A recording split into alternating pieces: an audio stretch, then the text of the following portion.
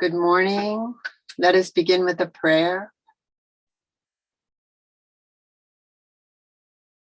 I bow to our Divine Mother. I bow to the saints and sages of all religions. I bow to the lineage of Kriya Yoga masters.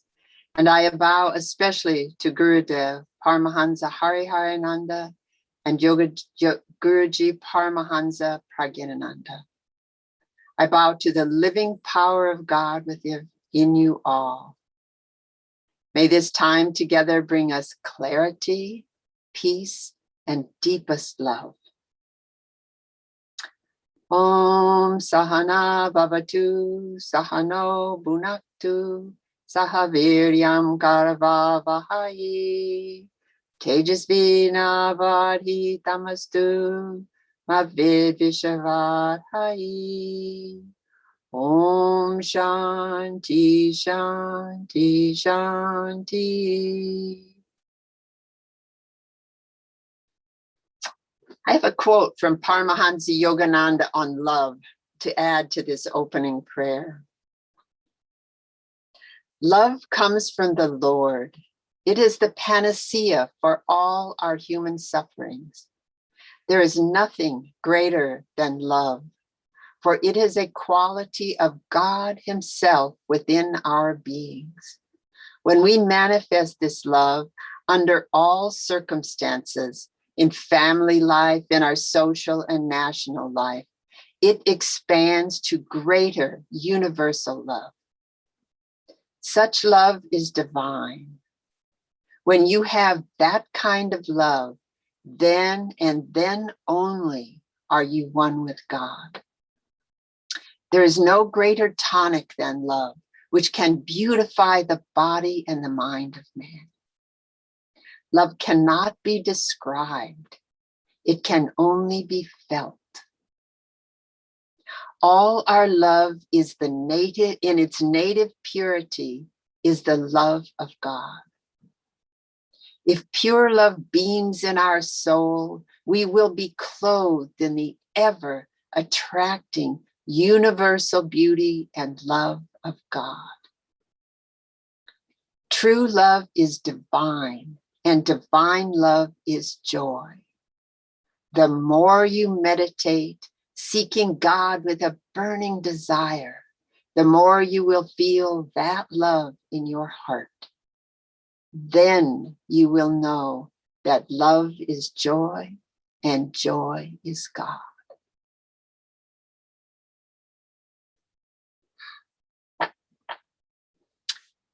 Good morning, good afternoon, good evening.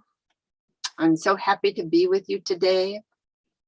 My name is Lucy O'Brien, and I'm speaking from Santa Barbara, California on this beautiful October day. A favorite line of Gurudev's that we can all remember is love, love, love.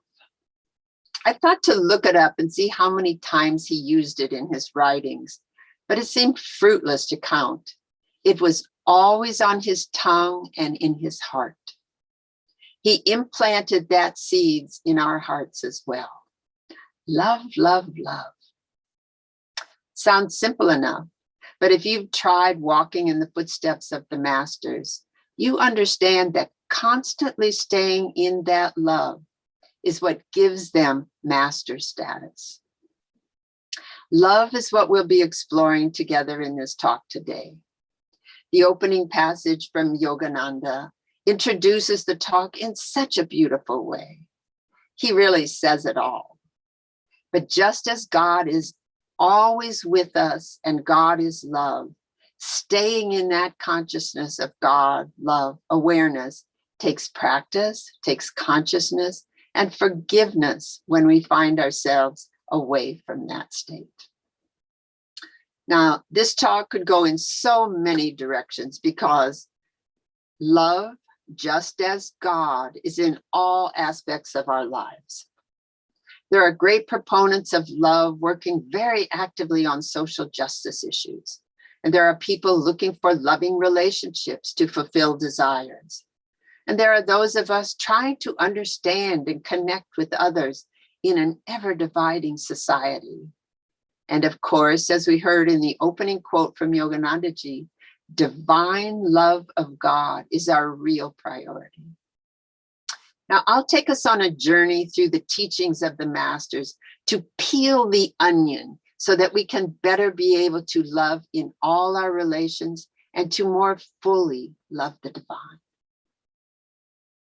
We heard beautifully in Suresh's talk last week that creation begins at the Sahasrara center and moves downward. This is the same direction that love moves as well. At the Sahasrara, the fontanelle, it manifests as pure joy. For us to feel that joy, it must follow the path of creation, and we experience it in the heart, where that joy is manifest as love. Now think of your heart a bit and put your attention there. And I want to put up a slide to talk.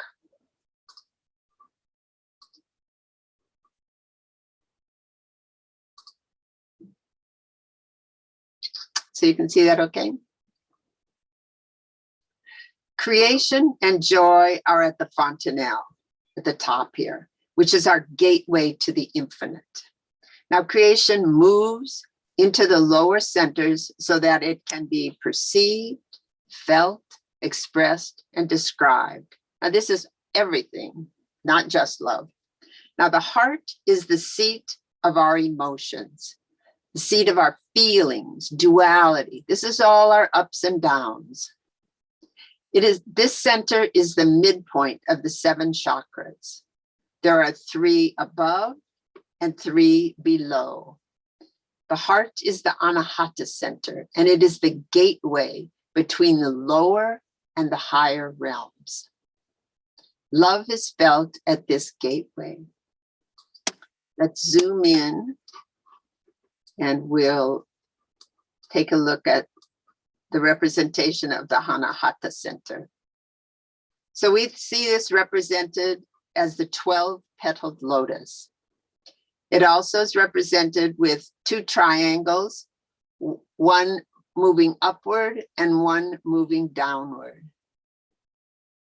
So this center is clearly the gateway between the 2.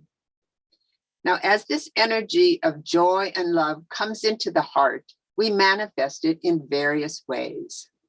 As it passes through the heart, it touches on our emotions and expresses the nature of each of our relationships. Again, referring back to Paramahamsa Yogananda, I'll refer to a beautiful essay he wrote outlining the nature of love and the ways love expresses in us.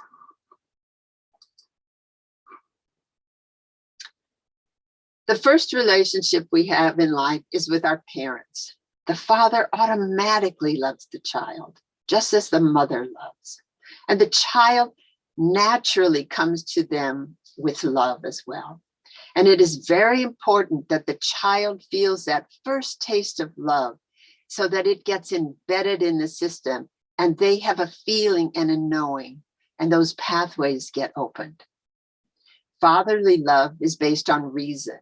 Now, the father's job is to take care of and protect, while motherly love is based on feeling and is unconditional. Now, these are not fixed to gender, of course, but are symbolic and represent the kinds of love and the nature of love and what we express in our love. Another form is conjugal love. Now, conjugal love can be the most idealistic form of love. 2 people come together in complete harmony of body, mind, and soul. Our cultures have systems where a couple dedicates their whole life to developing this love relationship. A great importance is placed on these relationships and bases them on contracts of behavior. Now, the downside of conjugal love is that it can be tainted by the pull of the lower 3 centers, the very strong impulses of sex, money, and desire for food and power. Yogananda says, sex and love are as far apart as the sun and the moon. Yet, with the transmuting quality of true love, sex can become a means of expressing love. Now, many couples feel the pull not just of the second center, but of all three lower centers, causing difficulty in marriage, money problems, overactive appetite for material desires, crack the original harmony of the union in far too many couples. Now, we must be very careful to maintain attention in the higher centers and maintain consciousness of our goal for harmony for these relationships to serve us. This is where practice of meditation and Kriya Yoga is an essential element in conjugal relationships. Friendship, Yogananda says, is the grandest relationship of human loves. This is love where there is no compulsion to act, but is freely given. This love manifests as a gift from the heart, free from instinct and expecting no return. Between friends, this love is free-flowing. He cautions us, though, to be careful when we say, I love you, and not say it frivolously, because it is an expression that lasts forever. It says that we want perfection for that soul, and this wish for perfection for a loved one is divine love and true friendship.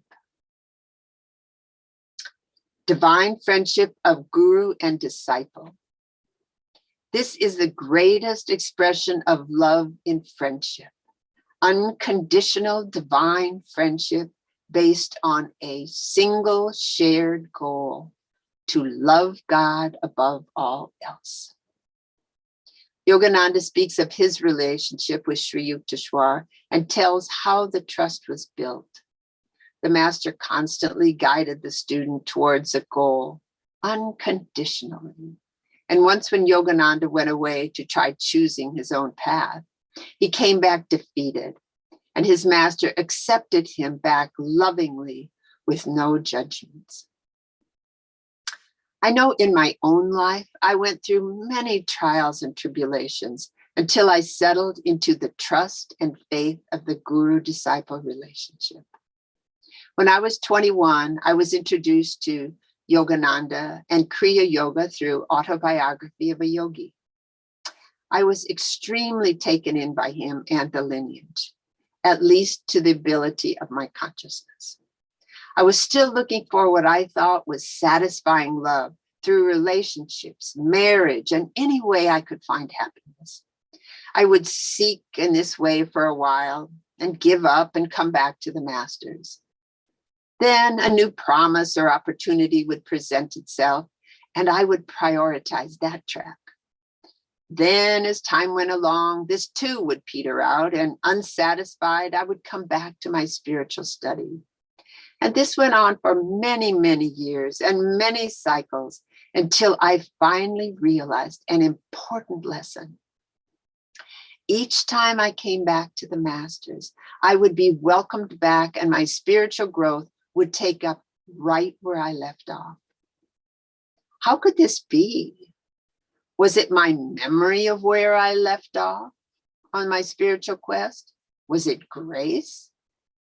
I finally realized that the relationship with the masters and my spiritual quest were my true direction.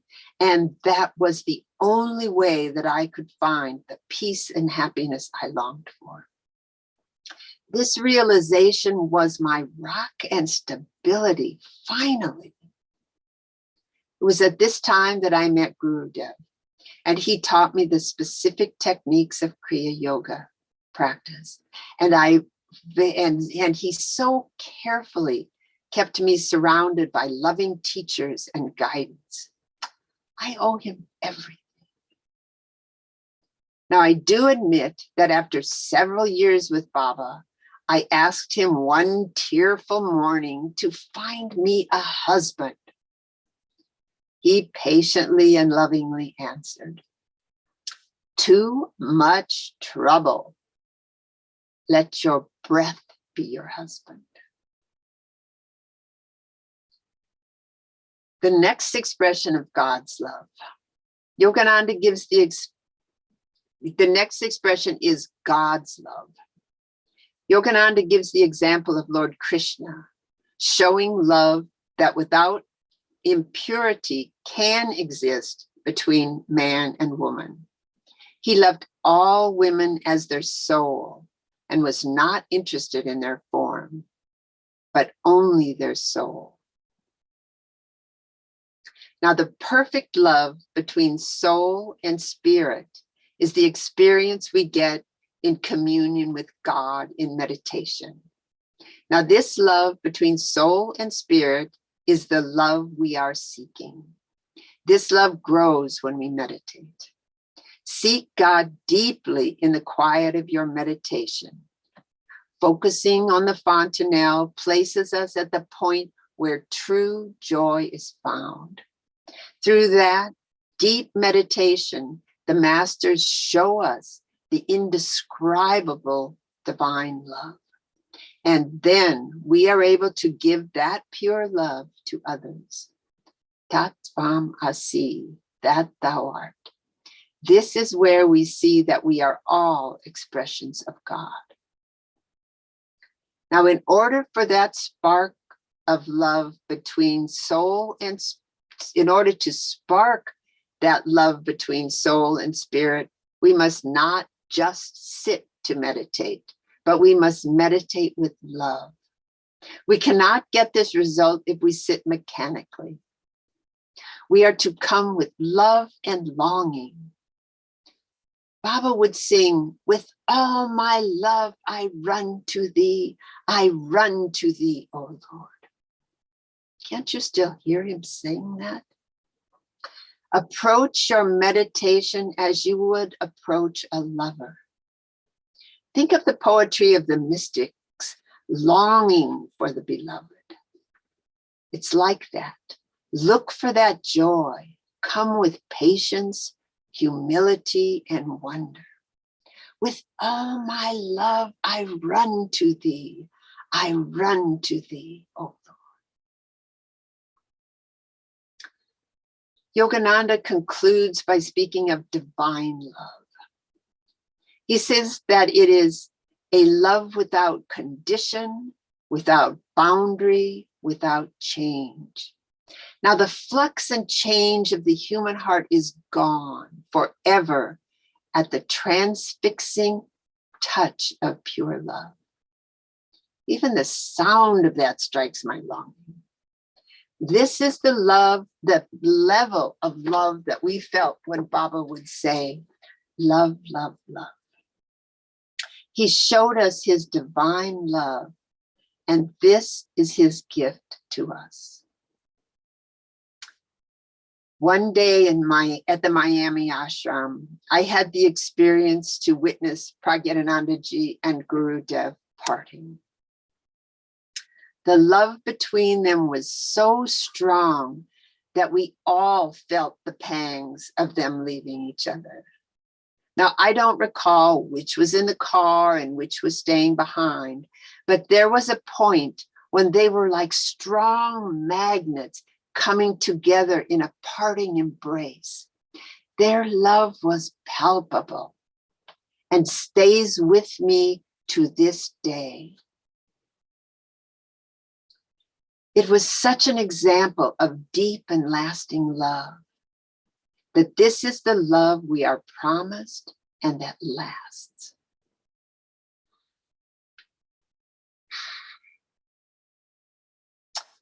Let us take a little breath here. It's hard to transition back to more mundane discussion of love after these stories of exploring divine love.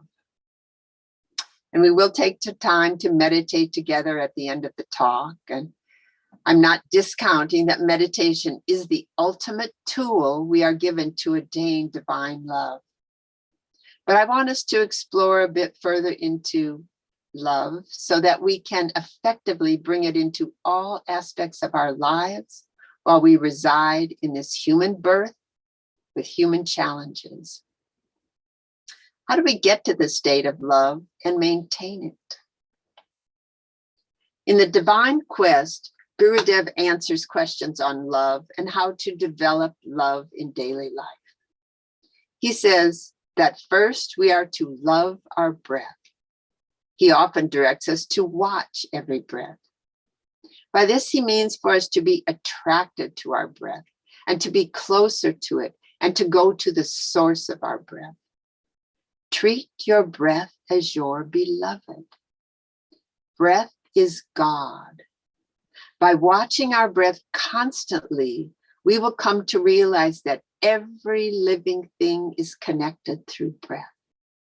All plants and animals breathe. There is such beauty in breath awareness. Without breath, we have no life. We are dead body. Secondly, he says that through the practice of Kriya Yoga, our love will grow and the bond between friends become.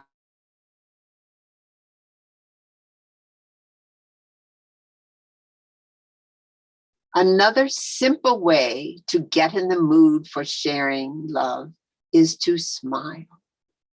Your heart always feels better when you make that simple gesture. Let's try it right now. Did you feel the pull of your heartstrings coming up? That connection with the heart through the smile can keep us above those lower centers. You could think of it as locking the gate. You smile, you feel the heartstrings, and it all comes up to the higher realms. It's a connection that the body can remember. We know that we can train it. Body memory, muscle memory. It helps you and those around you. Yogananda teaches us to be smile millionaires. There's a wonderful book written by Dr. Gary Chapman that outlines 5 primary languages of love. And they include words of affirmation, speaking sweetly, quality of time, spending time to show your love, physical touch, acknowledging another through touch, and acts of service, helping with your actions, and receiving gifts, physical signs of caring and sharing. Now, the principle here is that we all have ways of expressing and receiving love that come naturally to us. Now, these are the languages of love. Get in tune with your particular style and strengthen it. Learn what is effective and appropriate, especially if you are into physical touch. It's not always appropriate.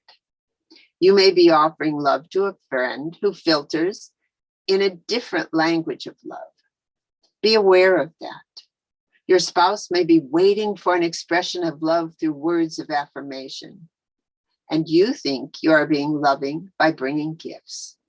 It is important to be aware of how love is given and received.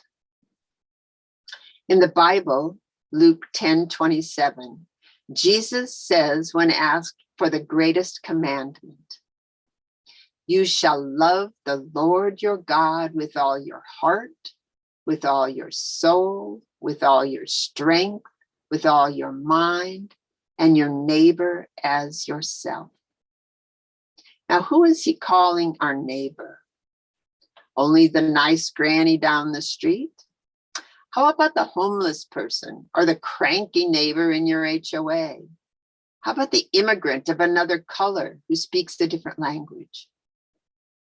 If we are really embracing our neighbor at the highest level, then the answer is all of the above. What we need to be practicing as yogis is to love everyone, everything, always. It might be easy when we have just meditated and feel the power of spirit. But what happens when we drive from the meditation hall and somebody cuts us off in traffic?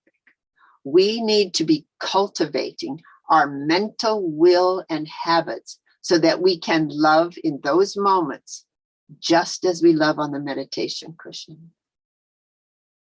Now, I believe that we all have the desire to love our neighbor and have a pretty broad view of who our neighbor is. And there are many stories in the life of Jesus to map out exactly what he means and teaches as the path of love.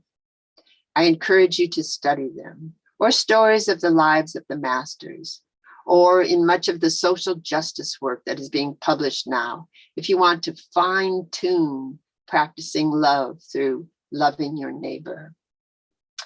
Let us also remember that this passage directs us to love ourselves. So please don't forget that. Remember to love yourself. I'd like us to look now at our responses to those we are in relationship with and commit to strengthening our capacity to express divinity and divine love to them. Let's make loving a commitment and not a sentiment. For me, I feel I go along in a loving place and then get caught off guard by something that happens around me. Does this happen to you? It might be getting stuck on a frustrating customer service call, or somebody hurts you in some unexpected way, or your teenager is sullen yet again. Our reptilian brain kicks in and we find ourselves in reaction mode. Fight or flight. Not a good place for a yogi. Episcopal Archbishop Michael Curry, in discussing his book, Love is the Way, talks about adding a new reaction to fight or flight, and that is compassion. This is where we can use our will and consciousness to respond with love and to evolve from the responses of the amygdala part of our brain. Imagine a world where we all actually always responded from the higher brain centers with love. We can train for this. There is a wonderful quote from Lao Tzu about development. It says, "Watch your thoughts, for they become your words. Watch your words, for they become your actions. Watch your actions, for they become your habits. Watch your habits, for they become your character. And watch your character, for it becomes your destiny." If we really want our destiny to be one of love, we need to make sure that our character, our habits, our actions, our words, our thoughts are all steeped in love. When we watch our breath, silently say the word love to plant that thought pattern so that we are loving every breath as Gurudev directed. A good friend of mine shared a story that really brought this point home. She was at the grocery store and the checker looked kind of tired that day. And my friend offered a gentle mental prayer as the checker processed her groceries. Her thoughts were that the checker's health and family were good, that she was surrounded by light and peace. Use whatever prayer comes to mind. How about, you are loved, you are loved, you are deeply loved. The Mrityunjaya mantra or your personal mantra works well here and is a reminder to yourself to keep the mantras always in your thoughts. Now, this humble thought prayer added to the experience, however subtly, for them both. Why not give that extra love to everyone you are placed in relationship with? Is it random that you walk into a particular line at the store? What about the impatient person behind you? How easy is it for you to let them go in front of you and then gently meditate or Offer prayers while you wait your turn. How about when a person cuts you off in traffic and your habit is to respond with anger? How much better to change that habit to a thought of love and caring for this person? Let your thought instead be a prayer of well-being for their safe passage. This is why we were placed as householders out in the world. We are to be the hands of God. Remember that Kriya Yoga is Kri and Ya, the soul in action. The Yoga Sutras, Book 2, Chapter 1 says, Tapa Svadhyaya Shwara Pranidhani Kriya Yoga. Kriya Yoga is the integration of hands, head, and heart. If we truly are the hands, head, and heart of God, every action is our opportunity to love and be the reflection of the divine. Perfect those 5 languages of love and use them liberally to express love in all you do. Remember that we have our head, Jnana Yoga, to know yourself, study, chant the mantras, we all with love. We have our hands to do Karma Yoga, to help those with our physical actions and kindness with love. And we have our heart, Bhakti, which is our surrender to God with all our heart. A discussion on love would be incomplete without diving into Bhakti, specifically the path of devotion, the path of surrender. Guruji often speaks of Bhakti and the importance of surrender. He tells us to bring devotion into everything we do. We are to study with love, to serve with love, and to do all our work with love. Especially, we are to meditate with love, to approach our Kriya practice with love.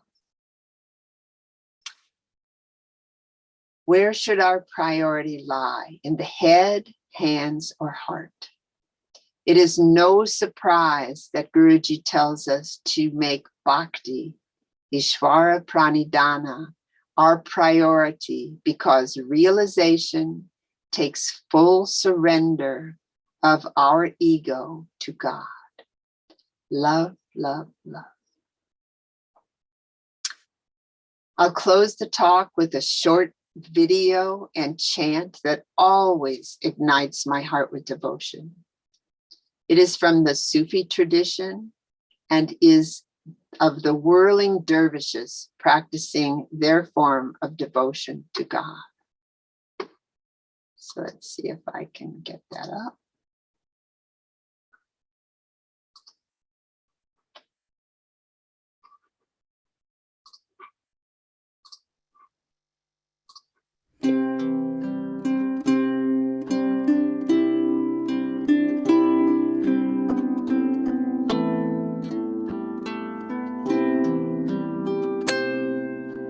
All I ask of you is forever to remember me as loving you. All I ask of you is forever to remember me as loving you.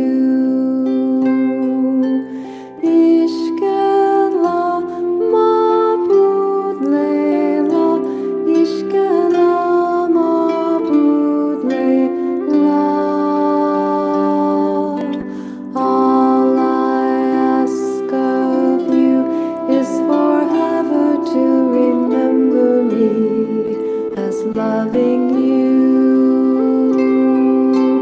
all I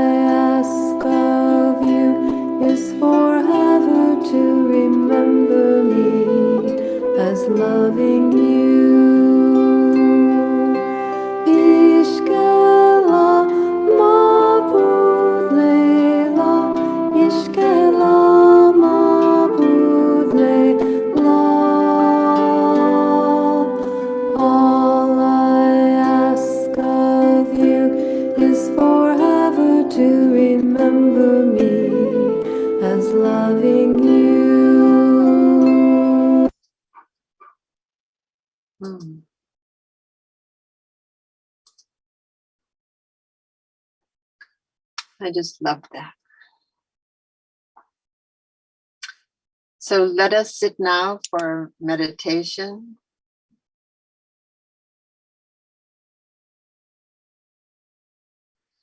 It's a general meditation. So if you'll sit comfortably and bring your awareness to your breath.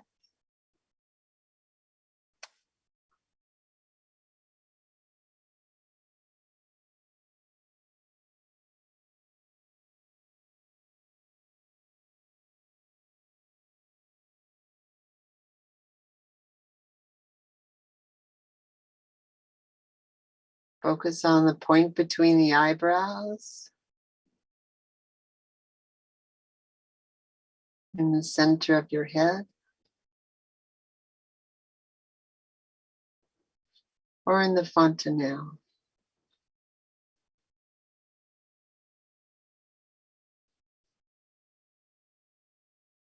Taking your breath from the point of the nose into those centers.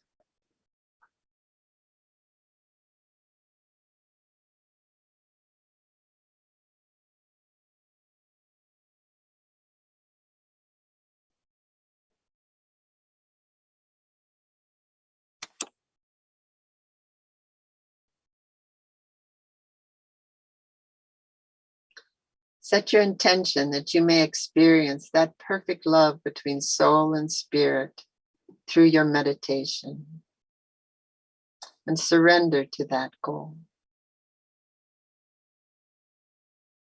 Offer your love on every breath.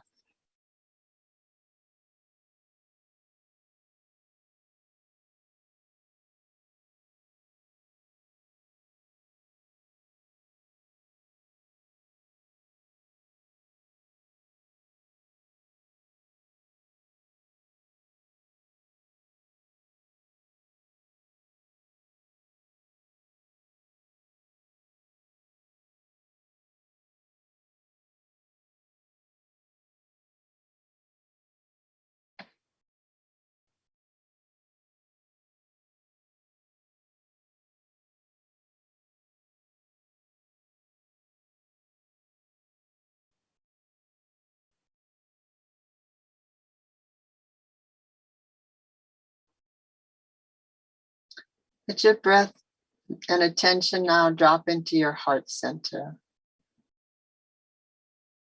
with the intention that you can feel God.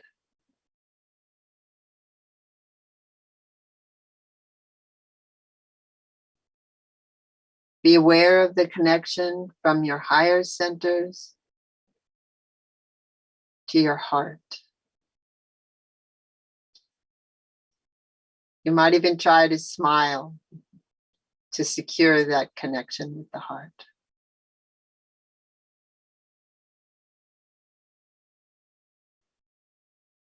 Continue to watch your breath as you feel the connection of those two centers.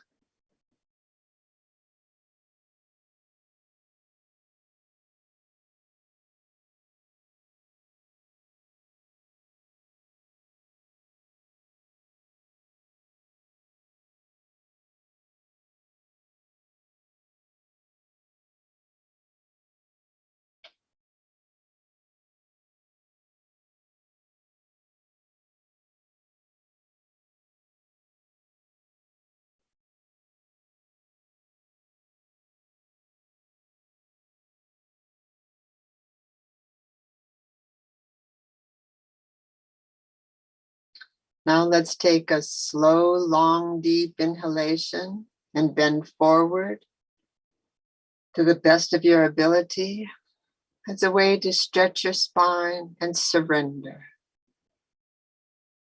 Empty everything.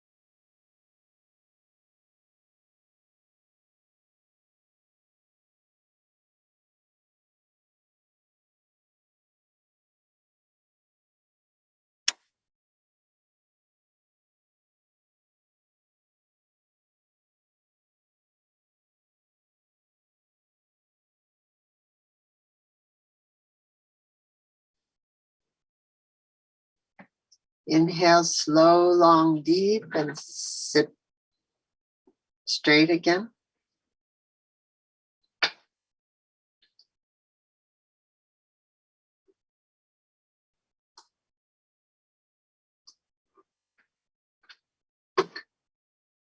Again, coming back to your breath.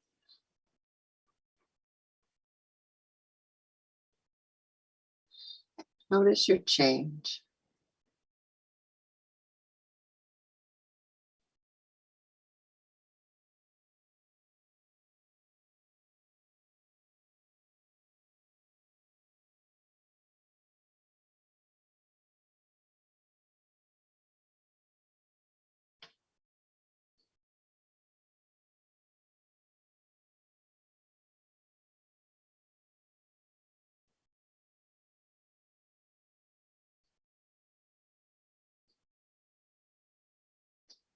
Let's take some slow, long breaths, cleansing breaths now, just to clear your body. So we'll inhale, exhale, peace.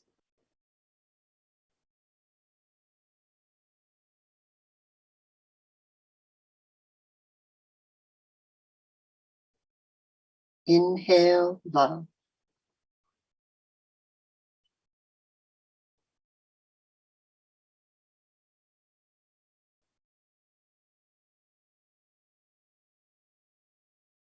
Exhale, peace.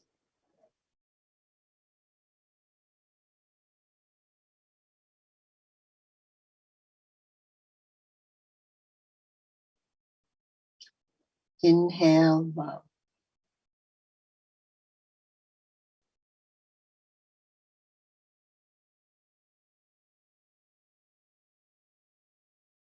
Exhale, peace.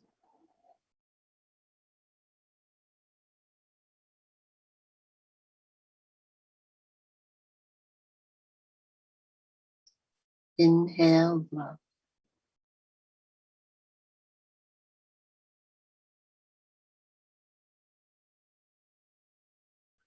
Exhale, peace.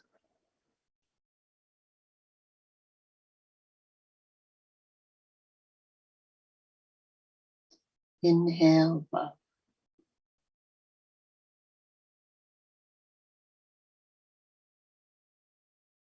Exhale, peace.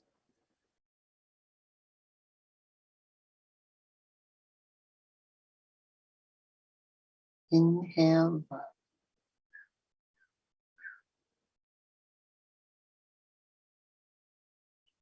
Exhale, peace.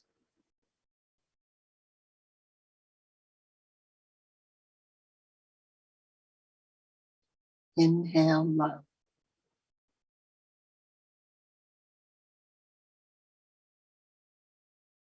Exhale, peace.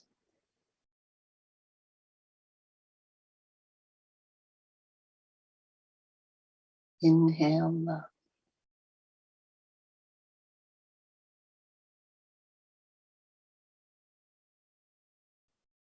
Now let's sit quietly with your attention in the higher centers.